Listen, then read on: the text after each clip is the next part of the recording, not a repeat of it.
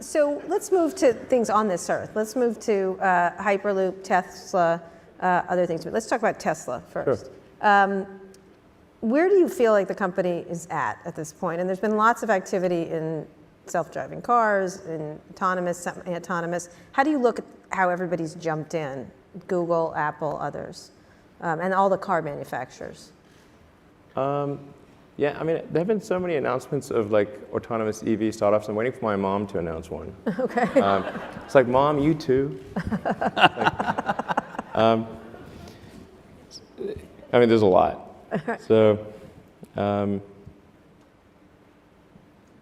yeah, I mean, in the U.S. alone, there are 4, I think maybe 5 China-funded EV startups. Mm-hmm. Yes, at the $1 billion plus level, like serious funding.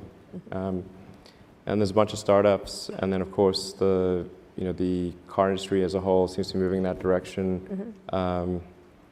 Volkswagen just, I think, announced a huge battery factory that they're going to build.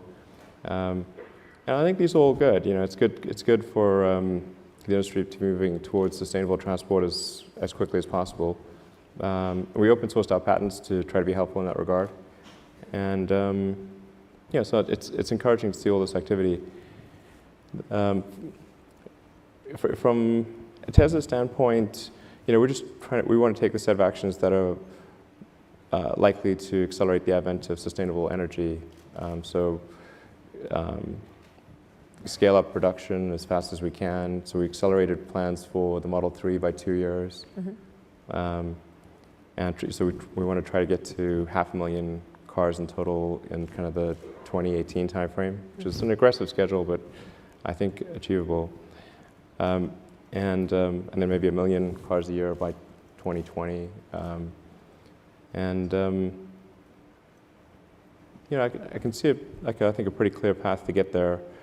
Autonomy is obviously extremely important.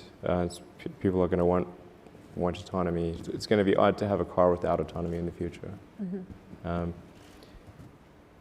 So I think that's. So what do you, scaling up. How do you look at all these efforts? Not your mother, but my mom's. She's not going to do it. She may do a rocket situation, but how do you look at each of them? Let's go through them. What Google is doing.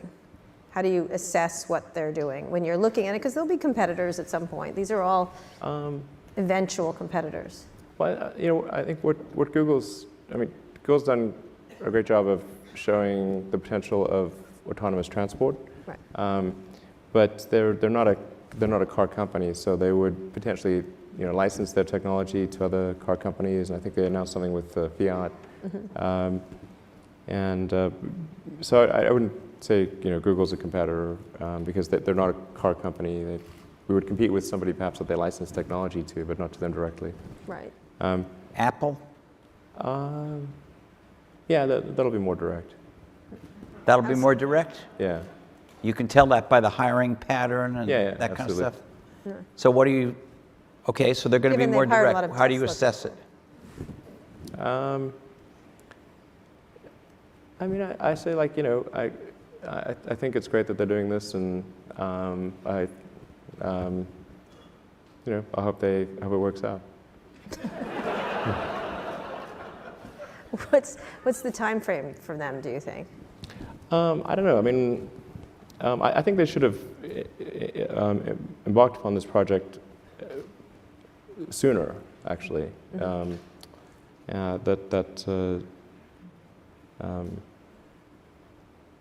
But I don't know when they don't share with me the details of their production plans. But I don't think it's going to be. I don't think they'll be in volume production sooner than maybe 2020. That'll be like the soonest. And is that too late? When you say they should have embarked sooner, is that because 2020 will be too late to stop you or beat you or compete with you or what? No, it's just like it's a missed opportunity. It's just it'll be over by 2020? No, it's not. It's just like it's a couple of years. I think they'll probably make a good car and probably be successful. The car industry is very big, so it's not as though there's one company to the exclusion of others. I mean, there's like a dozen car companies in the world of significance. So, and the most that any company has is approximately 10% market share. So it's not like somebody comes up with a car and they're suddenly like they kill everyone else. It's not that way. And the sheer scale of automotive manufacturing is just, it's hard to appreciate until you see the plants. I mean, they're gigantic. Yeah, like the I have industrial. seen the plants. Yeah, I mean, the sheer size of the industrial infrastructure is staggering. Not just the assembly plant, but everything else that goes. Yeah, the supply chain, exactly. The assembly plant is just a little engine tip of the plant. iceberg, really. Yeah, The assembly plant is literally the tip of the iceberg. Phenomenal. The supply chain is, once you go to tier 2, tier 3, tier 4 suppliers, that's probably an order of magnitude more than the final assembly. So you think Google will not be a competitor? Apple directly. probably will be a direct competitor. Yeah, sure. What about the car companies?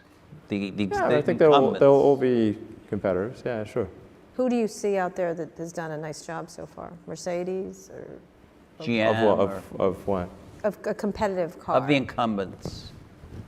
A potentially competitive car, I guess. I mean, I don't think any of the car companies thus far have made a really great electric car. I mean, you tell me if you disagree, but I don't think yet that any of them have made a great electric car. Okay. They, presumably will continue to improve on what they've done so far, and then at some point they may make a car that's a great car, but no, they haven't done that yet. Can I ask you about batteries for a second? Yeah, sure. So you're building this gigafactory, right? It's built.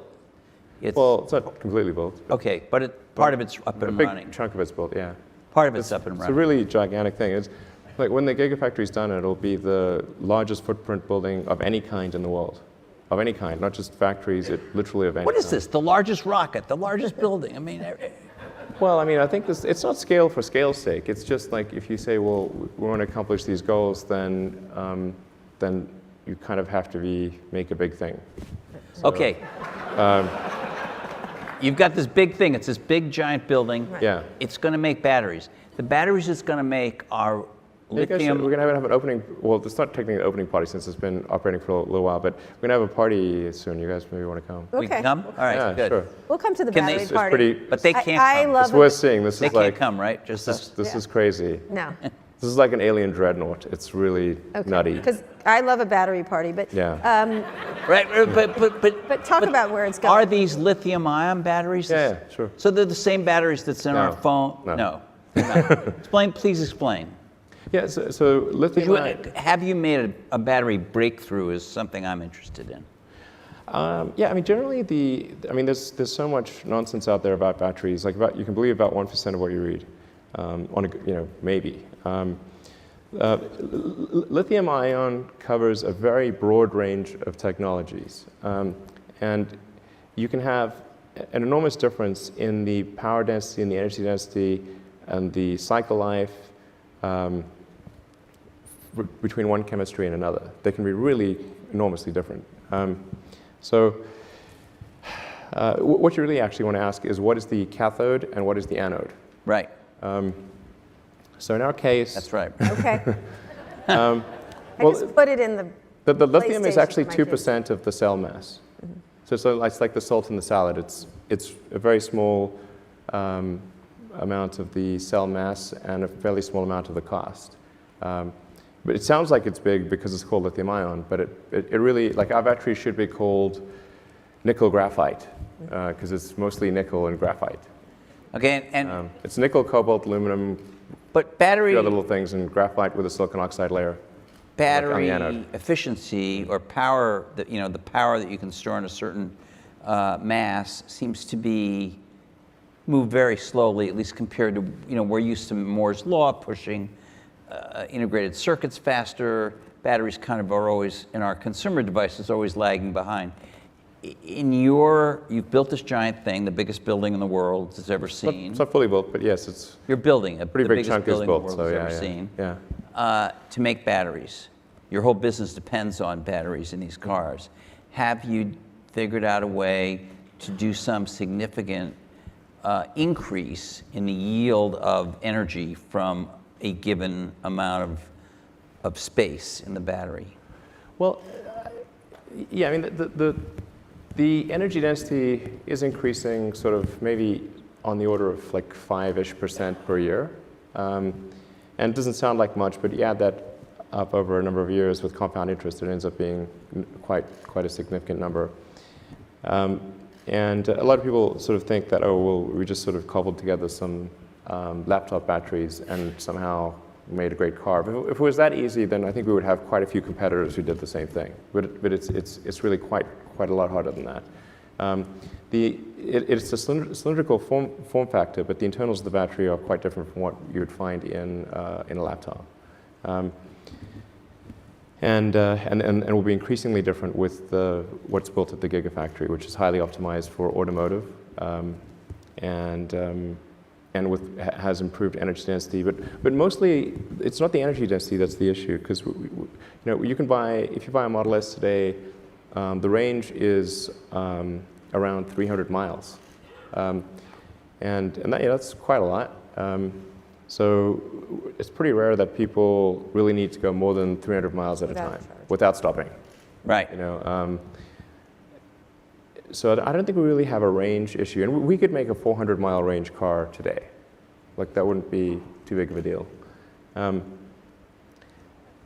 What really matters is decreasing the cost per unit of energy of the battery packs, so you can make the car affordable. That's actually the important thing.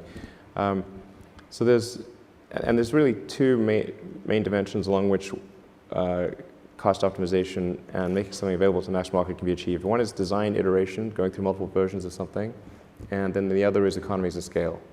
And you kind of need both of those things in order to make a compelling mass market product. And you look at like cell phones and how many design iterations have we gone through with cell phones, and look at the scale at which they're made, which is enormous. And that's what enables everyone to have a supercomputer in their pocket.